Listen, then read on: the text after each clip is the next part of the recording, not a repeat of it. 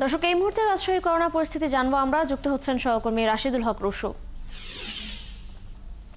রুশু, বর্তমানে কতজনের করোনা শনাক্ত হয়েছে এবং তাদের চিকিৎসা ব্যবস্থা কেমন চলছে?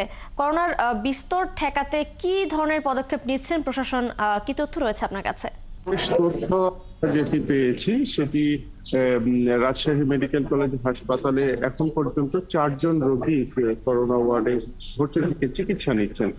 চিকিৎসকরা যেটি বলছেন যে তাদের অবস্থা খুব একটা সংকটাপন্ন এমনটি নয়, তবে তাদের করোনার যে সমস্ত লক্ষণগুলো আছে পাশাপাশি অন্যান্য রোগ থাকার কারণে তাদেরকে কিন্তু হাসপাতালে ভর্তি রাখা হয়েছে। তবে যে বিষয়টি হয়েছে যে করোনা পরীক্ষা, এই ক্ষেত্রে আপনি জানেন যে যেহেতু এখন করোনা পরীক্ষাটি অত আসলে মানুষের আগ্রহ নেই, সে কারণে কিন্তু পরীক্ষা খুব কম হচ্ছে। এছাড়াও করোনা পরীক্ষার যে সমস্ত উপাদানগুলো, কিটগুলো, সেগুলোরও কিন্তু ঘাটতি রয়েছে।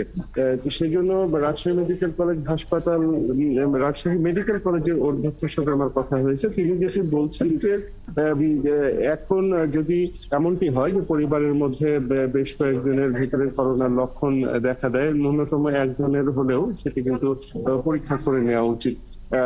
এছাড়া রাজশাহী মেডিকেল কলেজ হাসপাতাল কর্তৃপক্ষ তারা র্যাপিড টেস্টের কিটের জন্য আবেদন জানিয়েছেন। সেই কিটটি তারা পেয়ে গেলে সেখানেও তারা করোনা পরীক্ষা করতে পারবেন। এখন শুধুমাত্র রাজশাহী মেডিকেল কলেজের যে ভাইরোলজি ডিপার্টমেন্টে শুধুমাত্র এই করোনার স্বল্প পরিসরে পরীক্ষা করা হচ্ছে।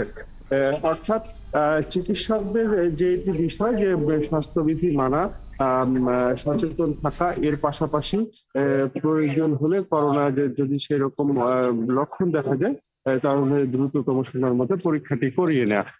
এর পাশাপাশি যেই চিকিৎসা ব্যবস্থা সেটির জন্য রাজশাহী মেডিকেল কলেজ হাসপাতাল প্রস্তুত আছে এমনটি তারা জানাচ্ছেন।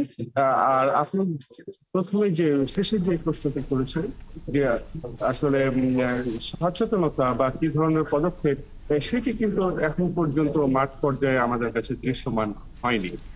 রুশু, ধন্যবাদ আপনাকে। আপনি আছেন সেখানে, খোঁজখবর রাখতে থাকুন। নিশ্চয়ই পরবর্তীতে আমরা আবার আপনার সাথে যুক্ত হব।